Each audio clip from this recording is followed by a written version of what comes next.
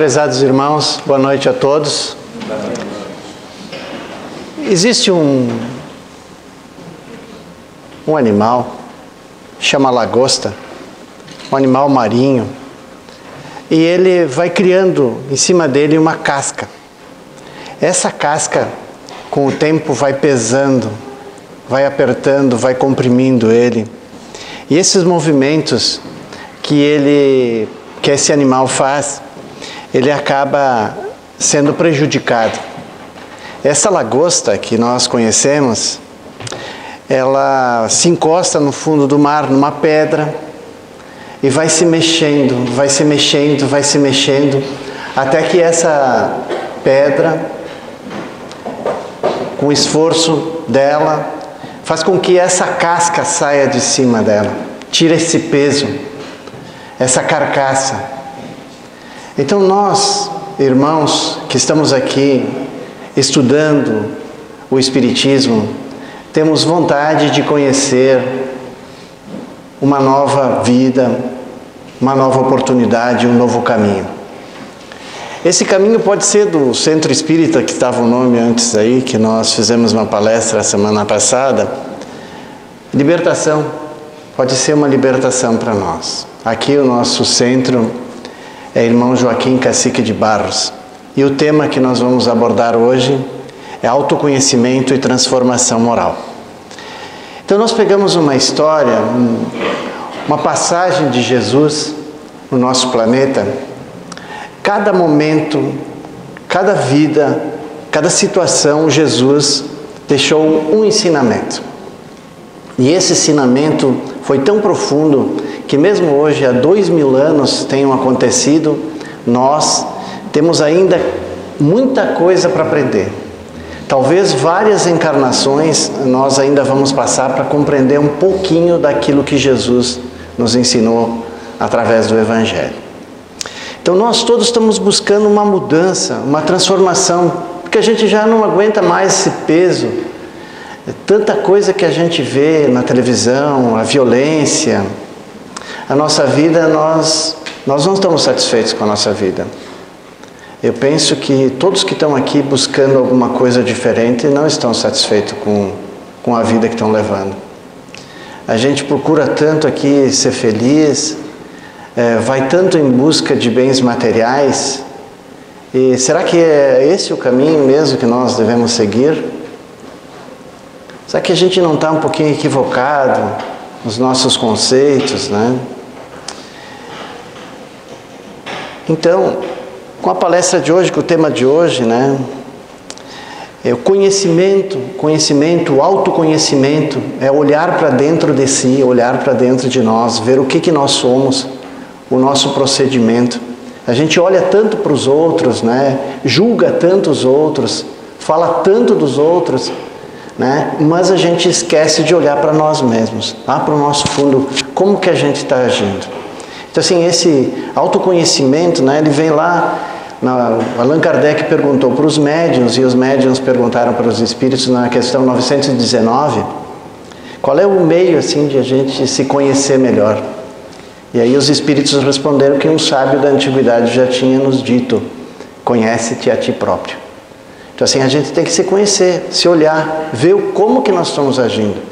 Parar de julgar os outros e nos observar. Fazer uma viagem interior para tirar essa casca grossa, né? Como a lagosta faz. Então assim, essa transformação moral é para o nosso próprio bem. Assim, a nossa vida aqui é passageira. Nós estamos aqui num estágio assim de segundos, né? Se dá para dizer assim, perto da eternidade. Então nós estamos numa escala evolutiva, nós já passamos lá para o reino mineral, para o reino vegetal, no reino animal, e hoje nós estamos no reino nominal e vamos ascender outros reinos. Então assim, Jesus hoje já está num reino superior ao nosso. Então todo esse trajeto que nós estamos fazendo agora, essa longa caminhada, nós estamos aqui e nós achamos que isso aqui é tudo, que a nossa vida aqui é só esse momento, é o momento presente, e que não tem nada além disso. Então assim, a gente está muito longe da nossa caminhada. Então, assim, muitas vezes a gente dá muita importância para as coisas que nos acontecem e a gente se esquece de ver logo ali adiante, né? Uma ascendência para um plano maior. Então Jesus disse isso: há muitas moradas na casa de meu Pai, né? Então assim, todo esse processo, ela é uma partezinha, né? Então se nós olharmos lá da nossa vida, ela significa uma letrinha dentro de um livro. Então a nossa existência aqui é uma letra dentro de um livro. A gente tem um longo caminho para percorrer. Então assim, muitas vezes a gente se preocupa demais com as coisas, dá um valor, dimensiona, né, aqueles acontecimentos da nossa vida, e a gente deveria olhar mais adiante, né, para o futuro, para o que vem por aí para adiante, né? Então nós pegamos essa passagem de Jesus. Jesus, ele tinha uns amigos que ele gostava muito, considerava eles como irmãos. Então seria o Lázaro. Lázaro significa Deus ajudou. O Lázaro tinha duas irmãs, a Marta e Maria. Então Jesus, sempre que ia a Jerusalém, ele parava nesse lugar que era a Betânia. Era um lugar assim que nem nós costumamos aqui na região da Serra falar que a gente vai fazer um passeio em Gramado, Canela. Então era um lugar onde tinha muito verde, tinha muitas flores, figueiras, né? Era um lugar muito aprazível. Então quando Jesus ia a Jerusalém, ele sempre parava ali na casa do Lázaro. O Lázaro é aquele mesmo que anos depois Jesus ressuscitou ele, né? Ele teve vamos dizer assim, ele teve um ataque de catalepsia e Jesus então tirou ele da tumba, né? E para a alegria das irmãs Marta e Maria. Então sempre que Jesus podia, ele visitava essa família. Era como se fosse a família dele. E essas três pessoas amavam Jesus. E não tinham medo assim da pressão dos romanos ou mesmo dos fariseus, aí os sacerdotes, né, do Sidério, que estavam perseguindo Jesus. Não tinham medo e enfrentavam e admitiam que eram muito amigos de Jesus, gostavam muito de Jesus. Então quando a história diz mais ou menos assim, o Evangelho diz mais ou menos assim: quando iam a caminho, entrou ele em uma aldeia e uma mulher chamada Marta hospedou. Esta tinha uma irmã chamada Maria, que também, então nós temos aí um complemento que era o Lázaro também, que era irmão das duas, a qual sentada aos pés do Senhor ouvia o seu ensino. Marta, porém, andava preocupada com muito serviço e chegando-se disse: Senhor, a ti não te dá que minha irmã me tenha deixado só a servir? Manda-lhe, pois, que me ajude. Então Marta reclama para Jesus que é só ela que está fazendo o serviço, arrumando a casa. Então Jesus tinha os apóstolos que seguiam junto com ele, e ela se preocupava em arrumar comida, arrumar casa, arrumar lugar para eles dormirem, e tinha bastante trabalho. E Maria não.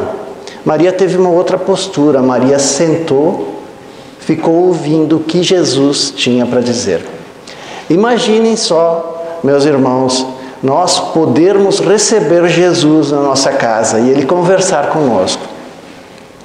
E a gente vai ficar preocupado em arrumar comida, em arrumar as camas, né? Então, quantas vezes Jesus bate na nossa porta e quer conversar conosco? Porque Jesus continua agindo. Jesus não está lá pregado numa cruz. Jesus continua agindo, está do nosso lado e vem bater na nossa porta, vem conversar conosco. Então, Marta então reclama para Jesus que isso tudo se passou num diálogo de muito agradável, não era nenhuma represária, não era nenhum transtorno, nenhuma contrariedade, até foi sorrindo essa conversa, segundo Amélia Rodrigues, né, no livro Primícias do Reino, que retrata bem essa situação. Então, aí Jesus respondeu: Marta, Marta, estás ansiosa e te preocupas com muitas coisas, entretanto poucas são necessárias. O antes, uma só. Maria escolheu a boa parte que não lhe será tirada. Então assim, o que Maria escolheu? Maria escolheu ouvir Jesus, ouvir a proposta de Jesus, os ensinamentos de Jesus.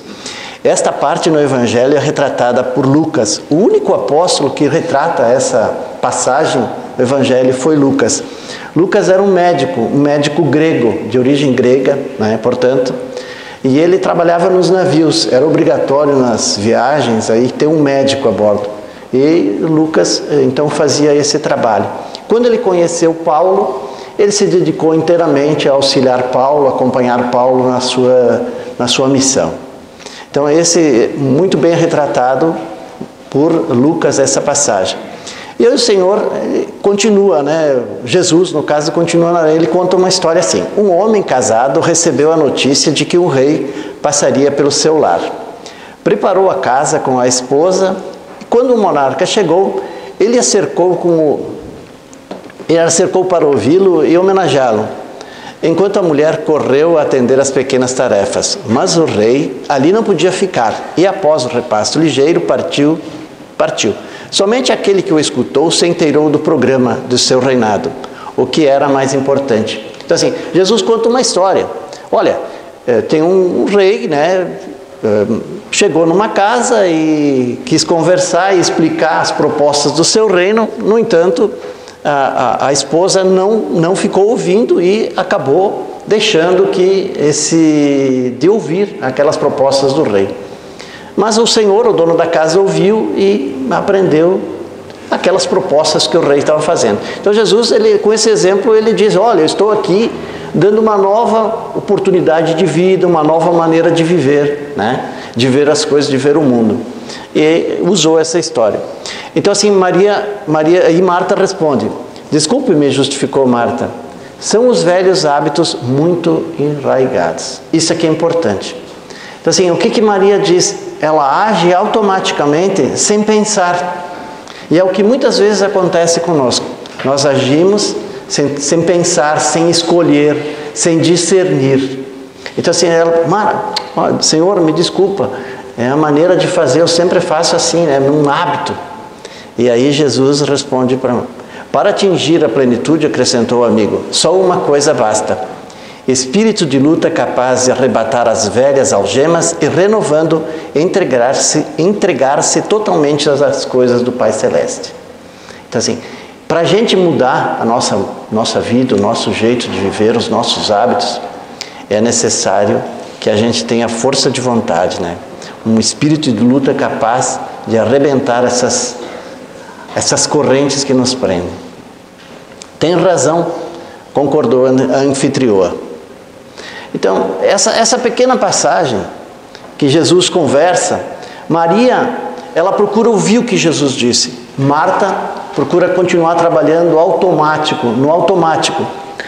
Um dos aviões mais famosos e mais seguros do mundo é o 747, um Boeing.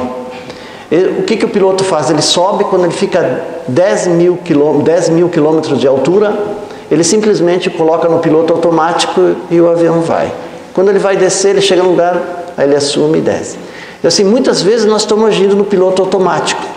A gente age sistematicamente da mesma forma que a gente aprendeu lá com o nosso pai, com a nossa mãe, com os vizinhos, com o tio, com o padrinho, e a gente se esquece que a gente não precisa agir dessa forma. Então, num determinado momento da nossa vida, a gente diz assim, para, eu não preciso agir assim. Nós não precisamos estar ansiosos e preocupados com coisas que não têm tanta importância. Então assim, o que é mais importante para nós, agora no momento, é a gente se conhecer. É parar e pensar, o que eu sou? O que eu estou fazendo? Por que isso está me acontecendo? Todos os problemas, todas as situações das nossas vidas que nos desagradam, elas têm dois motivos. Um é a nossa imprevidência, né? A gente agir sem pensar. E a outra são consequências das nossas vidas passadas. São esses dois motivos. Então, tudo que nos acontece, se nós olharmos, são duas coisas. Hoje, a base, eu não pensei direito. Se eu tivesse agido diferente, se tivesse pensado um pouco, se eu tivesse contado até 10, não teria acontecido isso, né? Ou muitas vezes são coisas que a gente não pode modificar, que são consequências ainda que estão impregnadas no nosso perispírito, né? Nossas faltas, as nossas atitudes, elas ficam gravadas no nosso perispírito. Então isso, a gente tem uma consequência de tudo aquilo que a gente faz. Então assim, esse tem um processo. Esse processo, a formação dessa individualidade nossa, ela acontece mais ou menos assim. Pensar, todos nós pensamos. O que pensa não é o nosso cérebro, não é isso que está dentro da nossa cabeça, não é a nossa mente. O que pensa é o nosso espírito. E o nosso espírito, ele continua pensando sempre. Quando nós estamos dormindo, o nosso espírito continua agindo, continua pensando. Né? Porque se a gente lembra, se der conta disso, muitas vezes a gente sonha, se lembra de alguma coisa, eu sonhei que estava em tal lugar.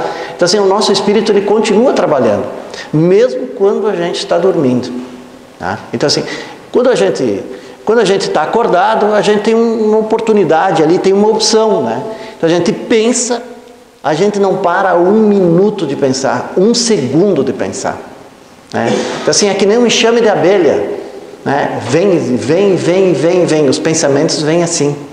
Então assim, o que a gente faz? A gente tem uma opção. Então quando vem o pensamento, a gente tem uma opção.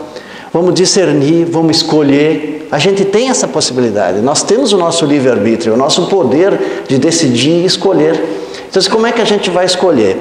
A gente vai ver coisas que nos aconteceram do passado, que refletiram num ponto negativo para nós, e a gente vai muitas vezes evitar algumas coisas. Então, o passado serve para isso, nós vamos ver a seguir. Então, primeira coisa assim, pensar, todo mundo pensa. Quando nós pensamos e tomamos consciência disso, nós estamos presentes no aqui e no agora, a gente tem a opção de discernir e escolher o que a gente quer. Tá. E aí quando a gente escolhe, a gente vai agir. Esse nosso agir, né, no dia a dia, forma o nosso hábito. Então, e lembre que aquilo que a Marta falou, são os velhos hábitos muito enraigados. Ela vivia nesse processo e não conseguia sair disso. Precisava uma força capaz de romper essas algemas, né? Então assim, o nosso agir, o nosso hábito forma o nosso caráter, a nossa individualidade. E dentro disso, conforme a gente vai vivendo, pensando desta forma, vai agindo assim, vamos formando o nosso caráter, a nossa individualidade, nós temos as nossas tendências, né? Então assim, se eu venho numa encarnação e eu começo a me desesperar, e eu começo a atentar contra a minha vida através do suicídio, isso é uma tendência minha. Né? Então assim, eu tenho uma tendência a sofrer, a pessoa vai continuar com essa tendência. Até quando? Alguém pode me responder? Até quando?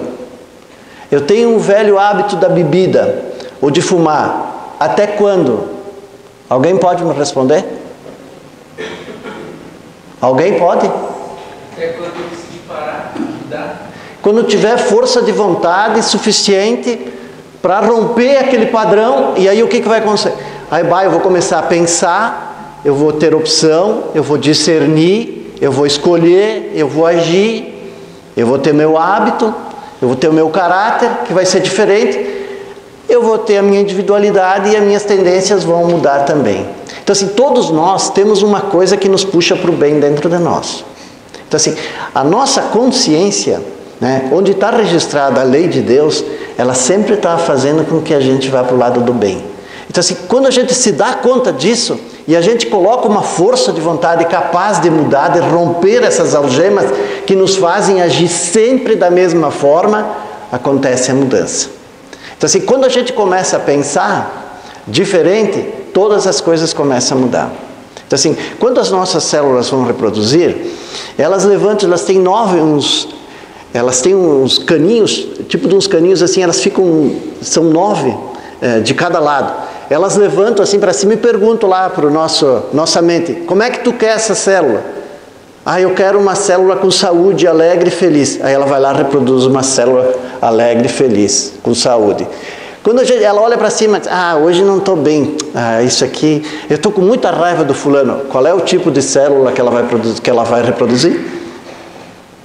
Então assim, é nós que fizemos o nosso destino, né? O nosso destino, uma coisa que eu dizer para os irmãos, eu sempre disse que o Espiritismo não diz que existe o destino, né?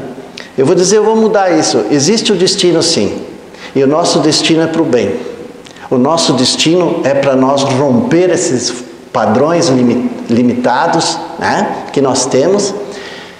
O destino existe para nós irmos para o bem, porque Jesus, quando esteve aqui, ele alertou para isso, que nós temos um caminho, que o nosso caminho é a perfeição, que nós somos deuses, que nós somos o sal da terra. E esse sal que não tem gosto não serve. Então assim, esta mudança de padrão, quando a gente começa a pensar diferente, a gente dá uma ordem para nossas células do nosso corpo, que elas se reproduzem felizes, com saúde, né, para o lado do bem. Então assim, nós temos um destino assim, é ir para o lado do bem. E onde é que está? O que chama isso? Está na nossa consciência. Todos os seres têm o bem dentro deles. Mais dia, menos dias, vai despertar isso. Então, essa é a repetição desse processo. Quando a gente começa a se dar conta, eu não preciso agir dessa maneira. Eu não preciso do álcool, não preciso do fumo. Eu não preciso ter ódio. Eu não preciso ter inveja.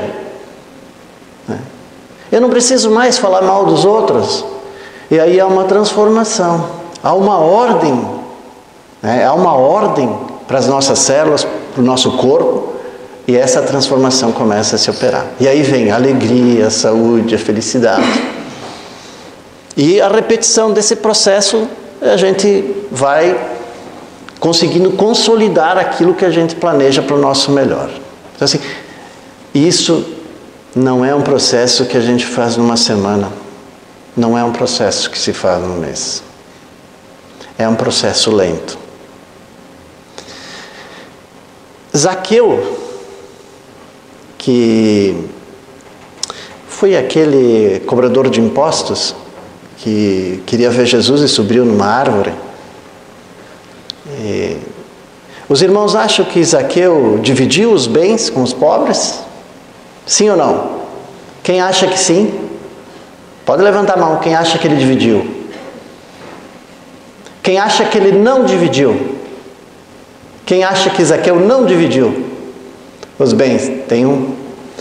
Dia 21 de setembro eu vou contar aqui se Zaqueu dividiu ou não. Então, Zaqueu e Jesus, nós vamos contar essa história aqui. Então assim, por isso que demora muitos anos para a pessoa corrigir as imperfeições. Não é numa encarnação, não é num momento, não é numa vida. Isso é um processo lento, é um processo contínuo. Então, o que nós temos? Nós temos o passado. Então, no passado nós temos o quê? Os costumes, as tradições, a cultura e o aprendizado. Vamos deixar assim uma palavra grifada ali, aprendizado. Então, no passado nós temos costumes, as tradições, a cultura e o aprendizado. No presente, nós temos a ação e a concretização. No presente, a gente só age no presente. A gente não consegue mais agir no passado. Mesmo que a gente lembre de alguma coisa que nos aconteceu no passado, a gente não age mais no passado. A gente traz aquela coisa do passado aqui no presente e começa a pensar. Pensar também é agir. Então assim, tudo que está lá no passado está morto. Está lá parado. Serve para quê? Para a tradição, para a cultura, para o aprendizado. No presente é que a gente pode agir. Só no presente, concretizar. No futuro, vamos colocar essas três palavras: idealização, planificação, renovação e direção. Então assim, nós temos lá no passado uma palavra, gratidão. No presente nós temos a alegria. Até o nome já diz, presente. Quando a gente ganha um presente, isso é uma alegria. Então, alegria do presente. E a coragem no futuro, é não ter medo do futuro. Então quem disse isso aí foi esse filósofo grego aí, aproximadamente 300 anos antes de Cristo. As pessoas felizes lembram o passado com gratidão. Alegram-se com o presente e encaram o futuro sem medo. Nós nos preocupamos muito com as coisas materiais. Não é que a gente não deve amanhã ir trabalhar, não deixar de trabalhar, ou deixar de prover o próprio sustento da nossa família. Não é essa a questão. A questão é não deixar que aquelas coisas materiais sejam maiores do que a nossa integridade, né, como ser humano. Né? Não sejam maiores do que a nossa felicidade. Que a gente não tenha que se corromper para ganhar o sustento nosso, sustentar os nossos filhos. É que os bens materiais não façam a gente prejudicar a nossa evolução espiritual. a nossa evolução moral. Assim, à medida que nós vamos nos conhecendo, sabendo o que a gente é, saber o que a gente faz, o que a gente está pensando, aí vai uma proposta de mudança. Por que essa mudança? Porque nós somos seres espirituais com experiências humanas. Nós achamos assim, não sou humano, quando eu terminar minha vida você foi. Não, é o contrário. Nós somos espíritos e viemos aqui com experiências humanas, né? E isso é passageiro. Então, tem um bispo americano que já há muitos anos falecido, ele foi visitar Fulton Sheen, ele foi visitar o Senado americano e lá ele fez uma palestra e ele disse que nós não somos proprietários das coisas que estão aqui. Nós somos mordomos dos bens que a gente possui. Olha só que coisa interessante. E aí um senador do Texas, ele disse, não, eu não concordo com a tua teoria. Eu sou proprietário e eu tenho muitas terras e muitos bens. E eu vou te mostrar que eu tenho e eu sou proprietário. Existe a propriedade e eu sou dono daquelas coisas. Então sábado eu vou te pegar, nós vamos no meu avião, nós vamos lá e eu vou te mostrar o que eu tenho na minha fazenda. Tá?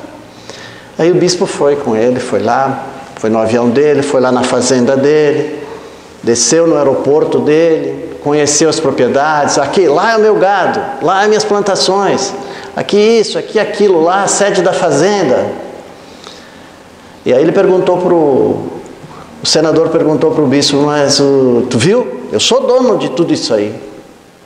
O bispo não falou nada. Chegou de noite, aí ele entrou numa sala assim e tinha pilhas e pilhas de papel, que eram as escrituras, né, de propriedade. Está aqui, eu sou proprietário, está aqui escrito. Eu sou dono dessas coisas.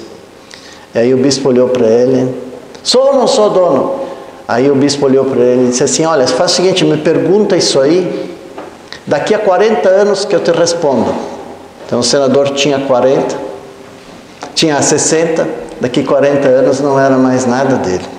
Então assim, nós temos aqui no nosso plano terrestre muitas dificuldades de sobrevivência, econômicas, mas ninguém leva nada para o outro lado.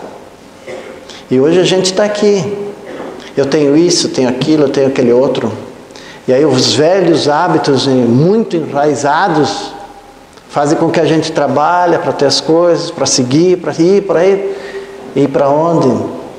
Se a gente não dá um tempo para se conhecer melhor, não se dá um tempo para fazer uma transformação do nosso espírito, da nossa maneira de viver. Assim, a gente tem que se preocupar muito com isso, com a oportunidade que a gente tem aqui, nesse plano, né, para poder aproveitar todas as situações, todos os momentos para poder aprender, para poder seguir adiante. Meus irmãos, agradeço a atenção de todos e vamos fazer a prece de encerramento.